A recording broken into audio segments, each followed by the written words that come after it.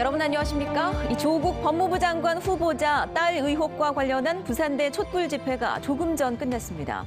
당초 예상보다 훨씬 적은 인원이 참여했는데요. 오늘 집회의 대표성 그리고 정치색 논란 때문으로 보입니다. 부산대 총학생회는 오늘 촛불 집회에 동참하지 않고 전체 학생들의 의견을 묻는 투표를 진행하고 있습니다. 현지호 기자가 보도합니다. 부산대 학생들이 우비를 쓴 채 손에 피켓을 들고 있습니다. 조국 후보자 딸의 특혜 의혹에 대해 진상규명을 촉구하고 나선 것입니다. 이제 조국 후보자 관련해서 많은 의혹들이 제기됐고 이에 관해서 목소리를 내고 싶어하는 학우들이 많고 장학 특혜 규명 촉구 이런 이 비슷한 구호들 이들은 학교 차원의 진상조사위원회를 꾸려야 한다고 주장했습니다.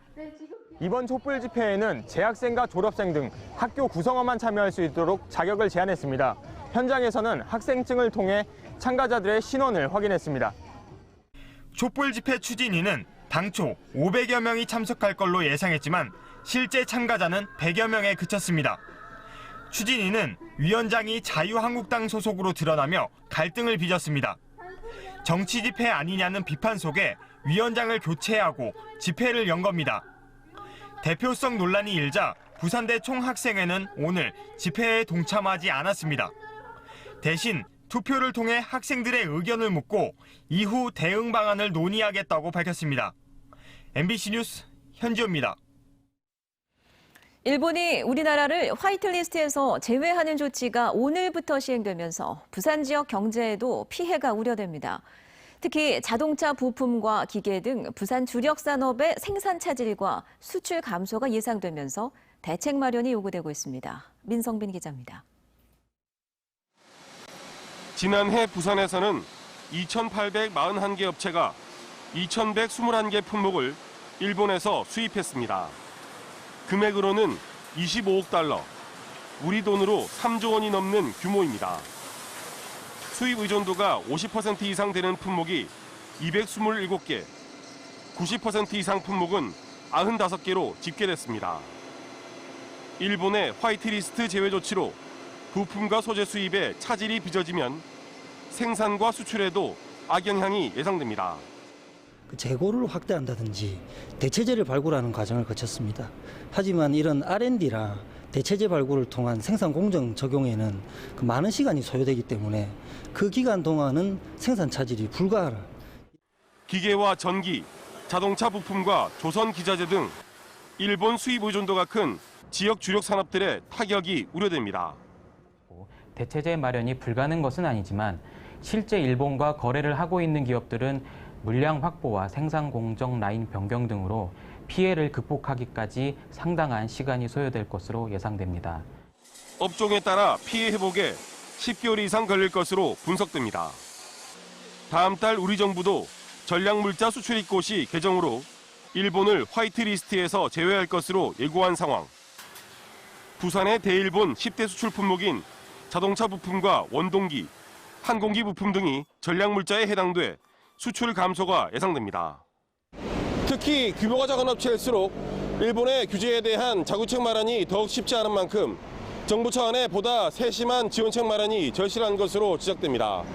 MBC 뉴스 민성빈입니다.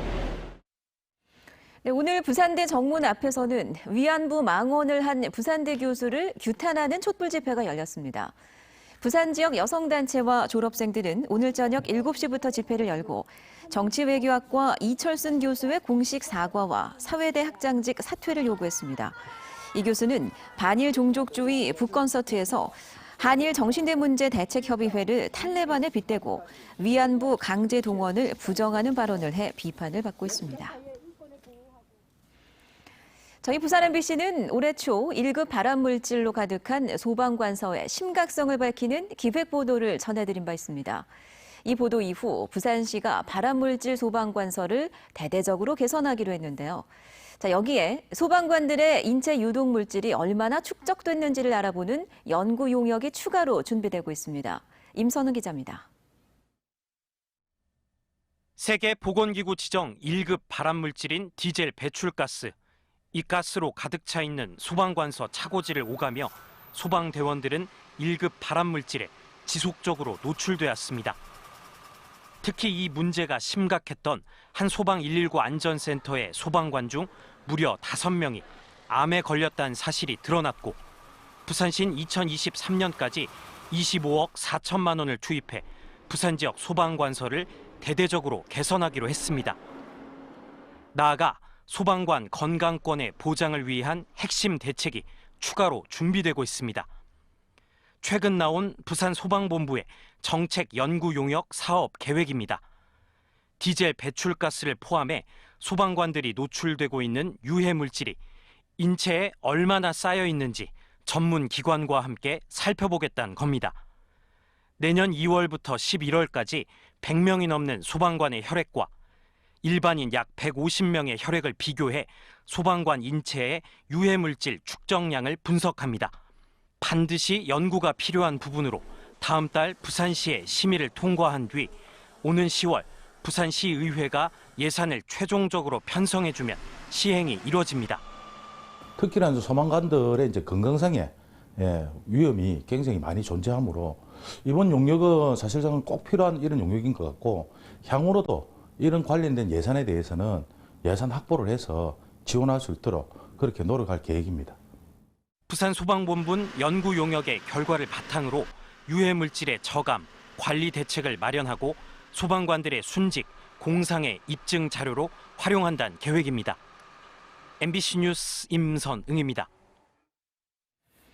미세먼지를 많이 내뿜는 노후 경유차를 폐차하면 국가 보조금이 나옵니다. 잦은 폐차를 유도하는 미세먼지 저감 대책 중 하나인 거죠. 자, 그런데 이 보조금을 받고 폐차를 해놓고 다시 경유차를 새로 구입하는 사람들이 상당수 있는 것으로 조사됐습니다. 이만은 기자입니다. 2019년 하반기 노후 경유차 조기 폐차 지원금 신청이 시작됐습니다. 지난 2월에 이어 올 들어 두 번째입니다. 부산시는 올 상반기와 하반기 각각 48억 원씩 96억 원을 노후 경유차 폐차 지원금으로 배정했습니다. 지난 2009년 이후 지금까지 노후 경유차를 폐차하는 데만 140억 원이 넘는 돈이 쓰였습니다. 보조금 지급 대상은 배출가스 5등급 경유차, 경유 자동차를 포함해 무게 3.5톤 미만의 경유차는 최대 165만 원까지, 3.5톤 이상의 경유차는 신차 구매 시 최대 3천만 원까지 보조금을 받을 수 있습니다.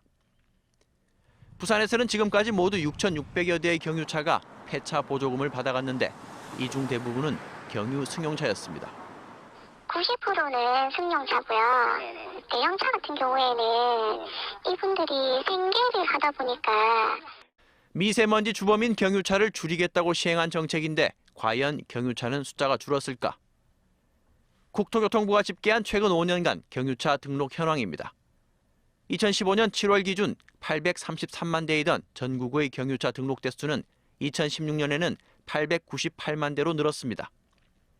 2017년에는 900만 대를 훌쩍 뛰어넘어 941만 대로 늘었고 지난해에는 980만 대, 올 들어서는 지난달 현재 999만 대까지 증가했습니다. 경유차를 폐차하고 보조금을 수령한 차주들이 또다시 새로 경유차를 구입하기 때문입니다. 경유 자동차를 폐차하시고 추가로 구매하시는 부분은 제한을 두지 않고 있습니다. 세계보건기구는 지난 2012년 경유 엔진 배기가스를 1등급 발암 물질로 분류해 놓은 상황. 경유 엔진은 가솔린 엔진보다 질소 산화물과 미세먼지를 최대 100배 이상 많이 배출하는 것으로 알려져 있습니다. MBC 뉴스 이만흥입니다. 검찰이 임원들의 미공개 정보를 이용한 주식거래 혐의가 포착된 제약업체 신라젠을 압수수색했습니다. 업체에 따르면 오늘 오전 9시쯤 서울 남부지검 증권범죄합동수사단 소속 수사관 5명이 북구 부산지식산업센터 내 신라젠 본사를 4시간 반 동안 압수수색해 관련 자료를 확보한 것으로 전해졌습니다.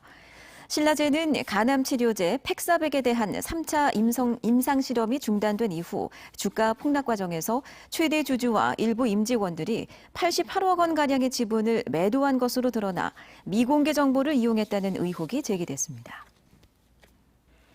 부산지법 제2행정부는 해운대고 학교법인 동해학원이 부산시 교육청을 상대로 제기한 자사고 지정 취소 처분 효력정지 가처분 신청을 받아들였습니다. 이에 따라 동해학원이 제기한 행정소송이 끝날 때까지 부산시 교육청이 결정한 자사고 취소 효력은 일시적으로 중단됩니다. 부산시 교육청은 법원의 결정은 존중하되 고등법원에 즉시 항고 여부 의견서를 제출하는 등 즉시 항고 절차를 밟고 있다고 밝혔습니다.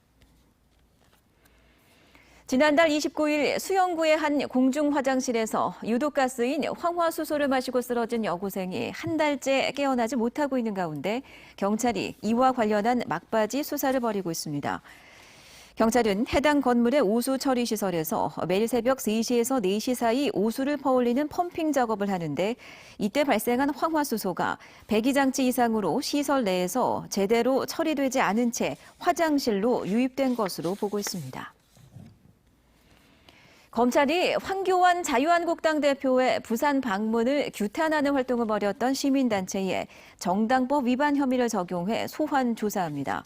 이에 대해 부산 지역 60여 개 단체로 구성된 적폐청산 사회대개혁 부산운동본부는 오늘 기자회견을 열고 정당법의 보호를 받으려면 제대로 된 정당부터 돼야 한다며 자유한국당은 정당법을 운운할 자격이 없다고 비판했습니다.